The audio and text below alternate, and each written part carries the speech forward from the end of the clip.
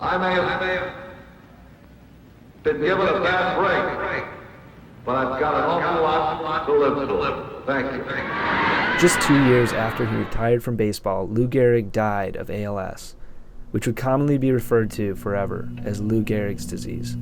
Almost exactly a year ago today, on October 1st, 2008, I was at Mayo Clinic in Rochester with my parents, one of the best facilities in the world.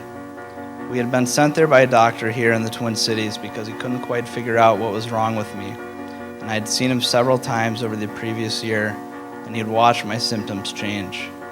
First there was a twitch in my pointer finger on my right hand, and then a few months later that same finger would curl up and I wouldn't be able to straighten it. Soon I noticed that the muscle in my hand were shrinking and losing their strength. I couldn't turn the key in my apartment door without dropping them. What happened next is the difference between ALS and almost any other disease. When a doctor diagnoses a person with cancer, diabetes, heart disease, the next part of the conversation is what do we do about it? Whether it be surgery, chemotherapy, or maybe medication. When a person is diagnosed with ALS, the only thing a doctor can say is, "I'm sorry." Mike was just 24 years old when he was diagnosed, and from that time we began taping conversations in which he talked about the disease. First thing everybody asks is, how are you doing? You know, you can say fine, but like, there's a lot more to it than that. It's a bigger question than just how are you doing? The first question is, how are you doing? Fine. And the second question is, how are you really doing? And that's a much longer conversation. It's weird because it seems like it's like a whole different person. It was only 6 months ago. Yeah, it wasn't that long ago.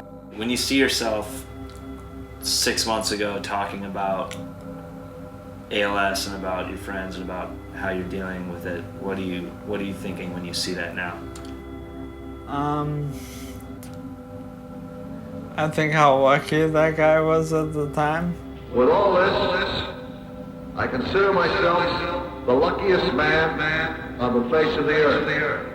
How did we end up sitting here with video cameras and microphones set up? And we've talked for a while about making a video.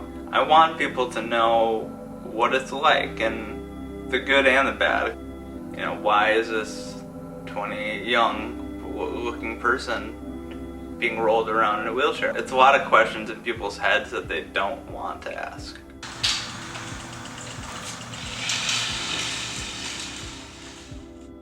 Having watched the video we made, what's missing from that video in your story? It's kind of sugar-coated a little bit. I mean, I don't think it really gets across what this disease will do to you. Until all of a sudden you notice you can't do something anymore that you could do 2 months ago. It's kind of like that. It's like bigger steps. Like, I walked down my parents' driveway a month ago. And I tried to do it yesterday and I couldn't do it.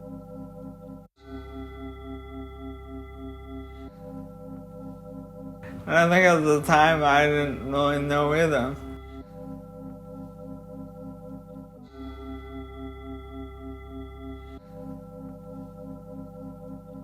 Other than my voice, and that way was the one and everything in the way.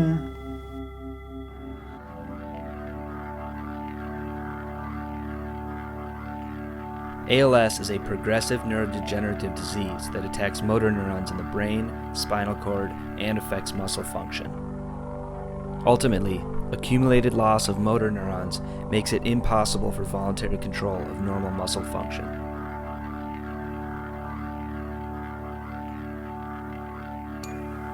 Mike no longer does anything by himself. He has caretakers with him every day. I recently went to Mike's house and helped him get a haircut.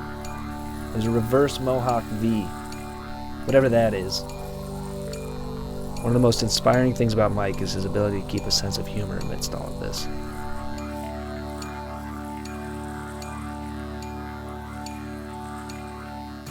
After his haircut, we called some friends, we played with his dog, and we watched a little TV. Are you coming to Winning for Winston this year? Yeah, and I'm hoping that Anna shows up and wears a mink coat. Everyone wants to know what Mike does all day. Well, thanks to a computer that he can control with his eyes, Mike continues to fight in the only way that he can, by telling his story. The first year, I was able to give a speech. Ever since then, I haven't been able to do that, but I don't want to be able to communicate with everybody. There's not anything I can do about it. I can't go take a shot or have a surgery or take a pill that's gonna do anything, which is the most frustrating part, because there could be. Without people like you, a world free of ALS is only a dream. For-profit pharmaceutical companies are hesitant to invest in ALS research because people die too fast and it would not be profitable for them to do so. People need to donate. That is the only way that this disease is going to have any sort of hope. Without that, we're not able to do the research. I don't know. That's where we need it. I mean, I have the same life expectancy as Lou Gehrig did. If cured and treated so many different diseases, but here I am, expected to live the same amount of time as the person who they named it after 70 years ago. This is where you and ALS TDI come in. ALS TDI is unlike any organization. Most groups use the money they receive for care of people with ALS, providing them with equipment, monitoring, and in-home care, which is important, but it is reactive, not proactive. ALS TDI is proactive. They are making tremendous progress towards finding an effective treatment which can hopefully lead to a cure. The more resources they have at their disposal, the faster that a dream of a world without ALS can become a reality. To all my friends, thank you for making me feel normal. Thank you for treating me the same as anyone else when I so badly wanted to be like everyone else. I love all of you. Most importantly, thank you, Mom and Dad, not only for the countless hours you've put into this event, but for being such wonderful parents. I would be absolutely lost in life without your guidance, love, and support. I encourage everyone here to live the same way I do, one day at a time. You can never know how life is going to change tomorrow. Live today to the fullest and never lose hope. Thank all of you so much for coming.